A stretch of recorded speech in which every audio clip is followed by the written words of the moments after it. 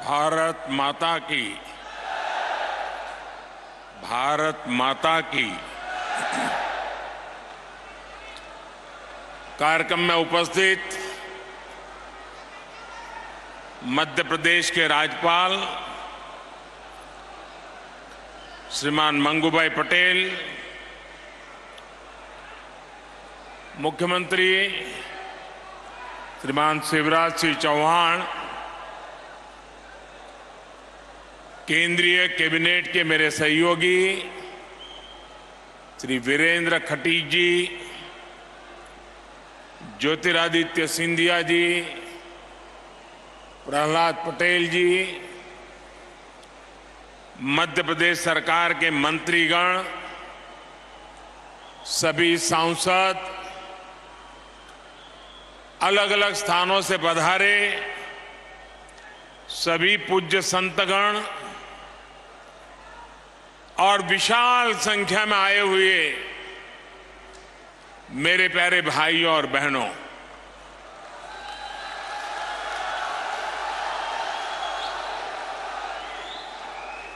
सागर की धरती, संतों का सानिध्य,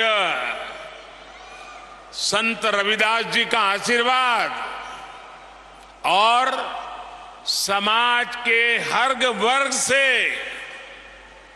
हर कोने से इतनी बड़ी संख्या में आशीर्वाद देने के लिए आए हुए आप सब महानुभाव, आज सागर में समरसता का महासागर उमड़ा हुआ है।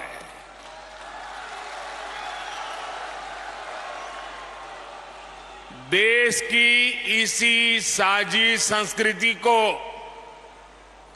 और समृद्ध करने के लिए आज यहां संत रविदास स्मारक एवं कला संग्रहालय की नींव पड़ी है।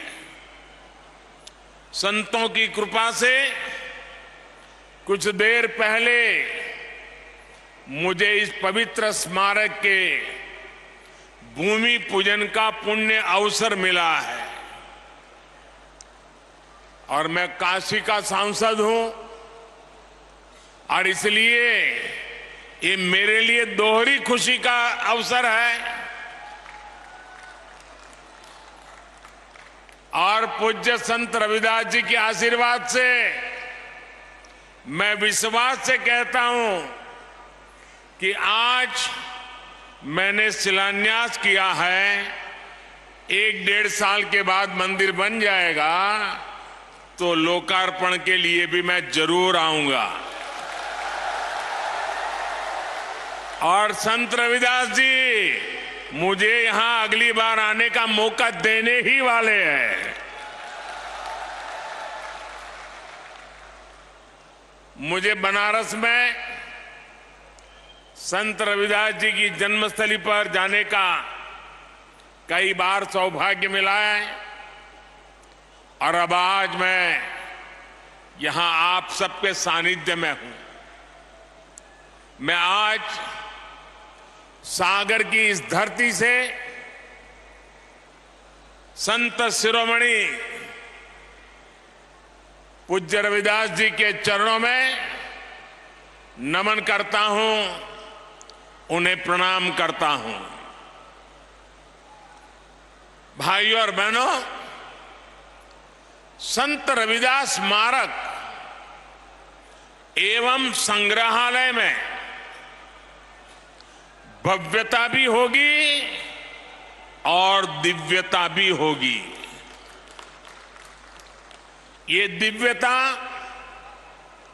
रविदास जी की उन शिक्षाओं से आएगी जिन्हें आज इस स्मारक की नींव में जोड़ा गया है, गढ़ा गया है। समरसता की भावना से ओतप्रोत 20,000 से ज्यादा गांवों की, 300 से ज्यादा नदियों की मिट्टी आज इस स्मारक का हिस्सा बनी है। एक मुट्ठी मिट्टी के साथ साथ एमपी के लाखों परिवारों ने समरसता भोज के लिए एक एक मुट्ठी अनाज भी भेजा है। इसके लिए जो 5 समरसता यात्राएं चल रही थी, आज उनका भी सागर की धरती पर समागम हुआ है। और मैं मानता हूं कि ये समरसता यात्राएं यहां खत्म नहीं हुई हैं, बल्कि यहां से सामाजिक समरसता के एक नए युग की शुरुआत हुई है। मैं इस कार्य के लिए मध्य प्रदेश सरकार का अभिनंदन करता हूं, मुख्यमंत्री भाई शिवराज जी का अभिनंदन करता हूं और आप सभी को बधाई देता हूं। साथियों, प्रेरणा और प्रगति जब एक साथ जुड़ते हैं तो एक नए युग की नींव पड़ती है। आज हमारा देश, हमारा एमपी इसी ताकत के साथ आगे बढ़ रहा है। इसी क्रम में आज यहां कोटा बीना सेक्शन पर रेल मार्ग के दोहरीकरण का भी लोकार्पण हुआ है। नेशनल हाईवे पर 2 महत्वपूर्ण मार्गों का शिलान्यास भी किया गया है। विकास के ये काम सागर और आसपास के लोगों को बेहतर सुविधा देंगे। इसके लिए मैं यहां के सभी भाई बहनों को बहुत बहुत शुभकामनाएं देता हूं। साथियों, संत रविदास स्मारक और संग्रहालय की नींव एक ऐसे समय में पड़ी है जब देश ने अपनी आजादी के 75 वर्ष पूरे किए हैं। अब अगले 25 वर्षों का अमृतकाल हमारे सामने है। अमृतकाल में हमारी जिम्मेदारी है कि हम अपनी विरासत को भी आगे बढ़ाएं और अतीत से सबक भी लें। एक राष्ट्र के रूप में हमने हजारों वर्षों की यात्रा की है। इतने लंबे कालखंड में समाज में कुछ बुराइयां आना भी स्वाभाविक है। ये भारतीय समाज की ही शक्ति है कि इन बुराइयों को दूर करने वाला समय समय पर कोई महापुरुष, कोई संत, कोई औलिया इसी समाज से निकलता रहा है। रविदास जी ऐसे ही महान संत थे। उन्होंने उस कालखंड में जन्म लिया था जब देश पर मुगलों का शासन था। समाज अस्थिरता, उत्पीड़न और अत्याचार से जूझ रहा था, उस समय भी रविदास जी समाज को जागृत कर रहे थे, समाज को जगा रहे थे। वो उसे उसकी बुराइयों से लड़ना सिखा रहे थे।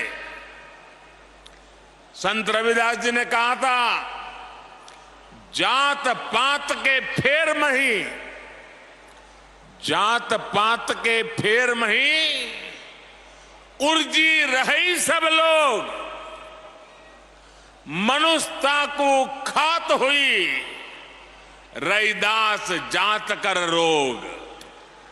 अर्थात सब लोग जात पात के फेर में उलझे हैं और ये बीमारी मानवता को खा रही है।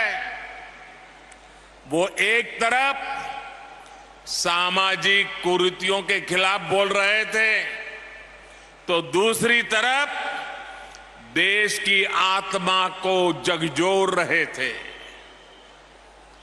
जब हमारी आस्थाओं पर हमले हो रहे थे, हमारी पहचान मिटाने के लिए हम पर पाबंदियां लगाई जा रही थी, तब रविदास जी ने कहा था, उस समय मुगलों के कालखंड में, ये हिम्मत देखिए, ये राष्ट्रभक्ति देखिए। रविदास जी ने कहा था, पराधीनता पाप है, जान लेहु रे मीत, रैदास पराधीन सो, कौन करे है प्रीत। यानी पराधीनता सबसे बड़ा पाप है।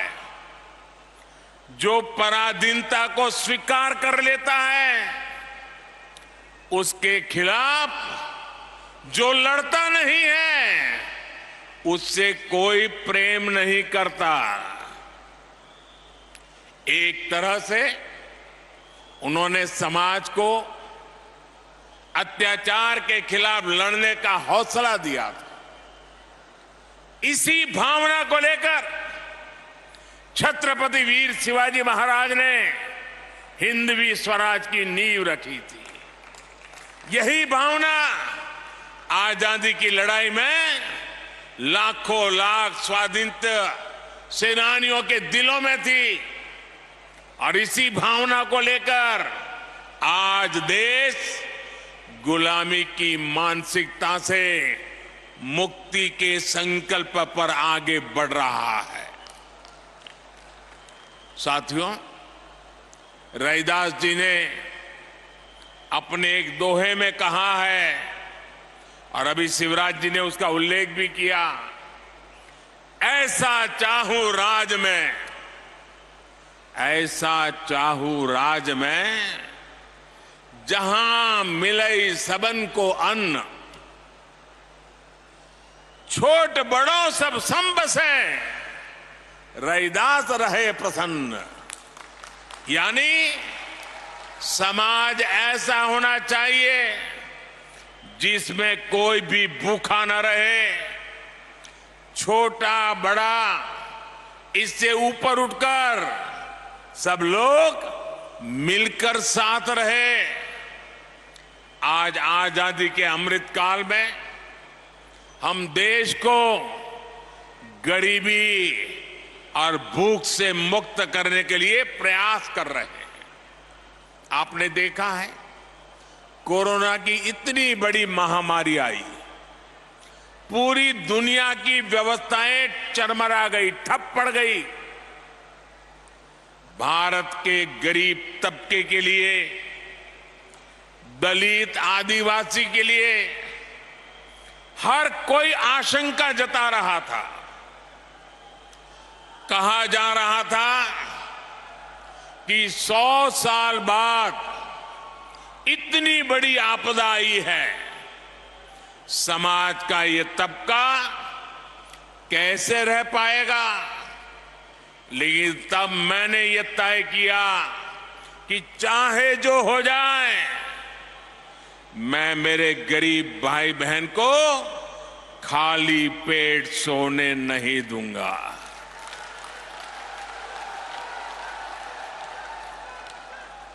दोस्तों, मैं भली भांति जानता हूं कि भूखे रहने की तकलीफ क्या होती है। मैं जानता हूं कि गरीब का स्वाभिमान क्या होता है। मैं तो आपके ही परिवार का सदस्य हूं। आपका सुख दुख समझना मुझे किताबें नहीं ढूंढनी पड़ती। इसलिए हमने प्रधानमंत्री गरीब कल्याण अन्न योजना शुरू की। 80 करोड़ से ज्यादा लोगों को मुफ्त राशन सुनिश्चित किया। और आज देखिए, हमारे इन प्रयासों की तारीफ पूरी दुनिया में हो रही है। साथियों, आज देश गरीब कल्याण की जितनी भी बड़ी योजनाएं चला रहा है, उसका सबसे बड़ा लाभ दलित, पिछड़ा, आदिवासी समाज को ही हो रहा है। आप सब अच्छे से जानते हैं, पहले की सरकारों के समय जो योजनाएं आती थी वो चुनावी मौसम के हिसाब से आती थी। लेकिन हमारी सोच है कि जीवन के हर पड़ाव पर देश दलित, वंचित, पिछड़े, आदिवासी, महिलाएं, इन सब के साथ खड़ा हो। हम उनकी आशाओं, आकांक्षाओं को सहारा दें। आप देखिए, जरा योजनाओं पर नजर करेंगे तो पता चलेगा।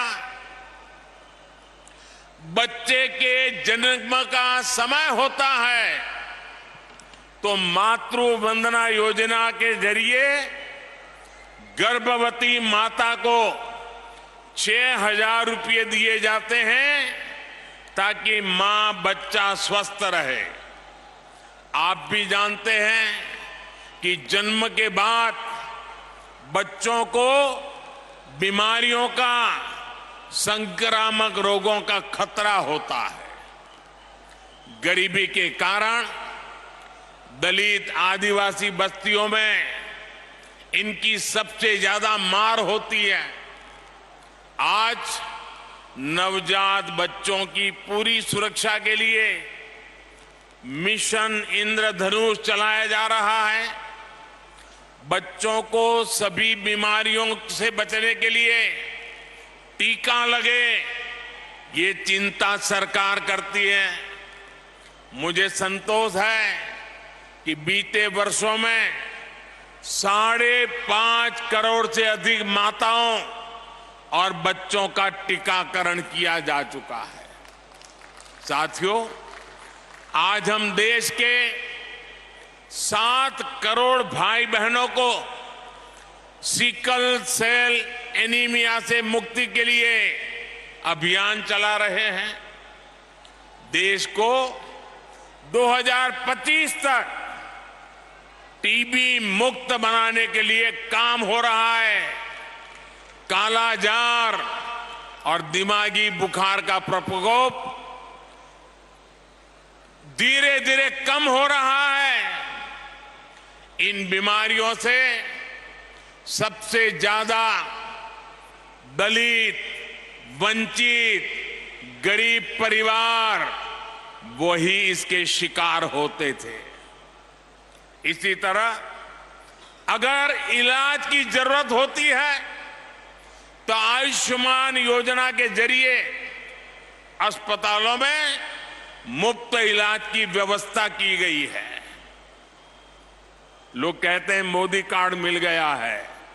5 लाख रुपए तक अगर कोई बीमारी को लेकर के बिल चुकाना है तो ये आपका बेटा कर देता है। साथियों, जीवन चक्र में पढ़ाई का बहुत महत्व है। आज देश में आदिवासी बच्चों की पढ़ाई के लिए अच्छे स्कूलों की व्यवस्था हो रही है। आदिवासी क्षेत्रों में 700 एकलव्य आवासीय स्कूल खोले जा रहे हैं। उन्हें सरकार पढ़ाई के लिए किताबें देती है, स्कॉलरशिप देती है। मिड डे मील की व्यवस्था को बेहतर बनाया जा रहा है ताकि बच्चों का अच्छा पोषण वाला खाना मिले। बेटियों के लिए सुकन्या समृद्धि योजना शुरू की गई है ताकि बेटियां भी बराबर से और बराबरी से आगे बढ़े। स्कूल के बाद हायर एजुकेशन में जाने के लिए एससी, एसटी, ओबीसी युवा युवतियों के लिए अलग से स्कॉलरशिप की व्यवस्था की गई है। हमारे युवा आत्मनिर्भर बने, अपने सपनों को पूरा कर सके, इसके लिए मुद्रा लोन जैसी योजनाएं भी शुरू की गई हैं। मुद्रा योजना के अब तक जितने लाभार्थी हैं उनमें बड़ी संख्या में एससी, एसटी समाज के ही मेरे भाई बहन हैं और सारा पैसा बिना गारंटी दिया जाता है। साथियों, एससी, एसटी समाज को ध्यान में रखकर हमने स्टैंड अप इंडिया योजना भी शुरू की थी। स्टैंड अप इंडिया के तहत एससी, एसटी समाज के युवाओं को 8,000 करोड़ रुपए की आर्थिक सहायता मिली है। 8,000 करोड़ रुपए ये हमारे एससी, एसटी समाज के नौजवानों के पास गए हैं। हमारे बहुत से आदिवासी भाई बहन वन संपदा के जरिए अपना जीवन यापन करते हैं। उनके लिए देश वन धन योजना चला रहा है। आज करीब 90 वन उत्पाद को एमएसपी का लाभ भी मिल रहा है। इतना ही नहीं, कोई भी दलित, वंचित, पिछड़ा बिना घर के न रहे। हर गरीब के सर पे छत हो, इसके लिए प्रधानमंत्री आवास भी दिए जा रहे हैं। घर में सभी जरूरी सुविधाएं हो, इसके लिए बिजली कनेक्शन, पानी कनेक्शन भी मुफ्त दिया गया है। इसका परिणाम है कि एसटी, एसटी समाज के लोग आज अपने पैरों पर खड़े हो रहे हैं। उन्हें बराबरी के साथ समाज में सही स्थान मिल रहा है। साथियों, सागर एक ऐसा जिला है जिसके नाम में तो सागर है ही, इसकी एक पहचान 400 एकड़ की लाखा बंजारा झील से भी होती है। इस धरती से लाखा बंजारा जैसे वीर का नाम जुड़ा है। लाखा बंजारा ने इतने वर्ष पहले पानी की अहमियत को समझा था, लेकिन जिन लोगों ने दशकों तक देश में सरकारें चलाई, उन्होंने गरीबों को पीने का पानी पहुंचाने की जरूरत भी नहीं समझी। ये काम भी जल जीवन मिशन के जरिए हमारी सरकार जोरों पर कर रही है। आज दलित बस्तियों में, पिछड़े इलाकों में, आदिवासी क्षेत्रों में पाइप से पानी पहुंच रहा है। ऐसे ही लाखा बंजारा की परंपरा को आगे बढ़ाते हुए हर जिले में 75 अमृत सरोवर भी बनाए जा रहे हैं। ये सरोवर आजादी की भावना का प्रतीक बनेंगे, सामाजिक समरसता का केंद्र बनेंगे। साथियों, आज देश का दलित हो, वंचित हो, पिछड़ा हो, आदिवासी हो, हमारी सरकार उन्हें उचित सम्मान दे रही है, नए अवसर दे रही है। न इस समाज के लोग कमजोर हैं, न इनका इतिहास कमजोर है। एक से एक महान विभूतियां समाज के इन वर्गों से निकल कर आई है। उन्होंने राष्ट्र के निर्माण में असाधारण भूमिका निभाई है। इसलिए आज देश इनकी विरासत को भी गर्व के साथ सहेज रहा है। बनारस में संत रविदास जी की जन्मस्थली पर मंदिर का सौंदर्यीकरण किया गया। मुझे खुद उस कार्यक्रम में जाने का सौभाग्य मिला। यहां भोपाल के गोविंदपुरा में जो ग्लोबल स्किल पार्क बन रहा है, उसका नाम भी संत रविदास के नाम पर रखा गया है। बाबा साहब के जीवन से जुड़े प्रमुख स्थानों को भी पंच तीर्थ के रूप में विकसित करने का जिम्मा हमने उठाया है। इसी तरह आज देश के कई राज्यों में जनजातीय समाज के गौरवशाली इतिहास को अमर करने के लिए म्यूजियम बन रहे हैं। भगवान बिरसा मुंडा के जन्मदिन को देश ने जनजातीय गौरव दिवस के रूप में मनाने की परंपरा शुरू की है। मध्य प्रदेश में भी हबीबगंज रेलवे स्टेशन का नाम गौंड समाज की रानी कमलापति के नाम पर रखा गया है। पाताल पानी स्टेशन का नाम टंटिया मामा के नाम पर किया है। आज पहली बार देश में दलित, पिछड़ा और आदिवासी परंपरा को वो सम्मान मिल रहा है जिसके ये समाज के लोग हकदार थे। हमें सबका साथ, सबका विकास, सबका विश्वास और सबका प्रयास के इसी संकल्प को लेकर आगे बढ़ना है। मुझे भरोसा है देश की इस यात्रा में संत रविदास की शिक्षाएं हम सब देशवासियों को एकजुट करती रहेगी। हम साथ मिलकर बिना रुके भारत को विकसित राष्ट्र बनाएंगे।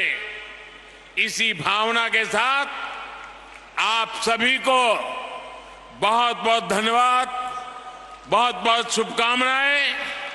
धन्यवाद। बहुत बहुत धन्यवाद माननीय प्रधानमंत्री जी। आपके संबोधन ने हमारे समृद्ध इतिहास का संज्ञान लेते हुए न केवल हमारी समृद्ध सांस्कृतिक विरासत को संरक्षित करने के महत्व को रेखांकित किया, बल्कि हमारे विविध समाज में एकता और समावेशिता को भी बढ़ावा देने की आवश्यकता पर जोर दिया। देवी सज्जनों, एक बार हाथ ऊपर कर माननीय प्रधानमंत्री जी का तालियों के साथ पुनः आभार व्यक्त करते हैं। बहुत बहुत धन्यवाद माननीय प्रधानमंत्री जी, आपके मार्गदर्शन के लिए, आपके संदेश के लिए और आपकी प्रेरणा के साथ हम एक न्याय संगत, एक एकजुट समाज और एक प्रगतिशील भारत के निर्माण कर सकेंगे। प्रधानमंत्री जी का बहुत बहुत धन्यवाद। मंचासीन सभी हमारे नेतागण का भी बहुत बहुत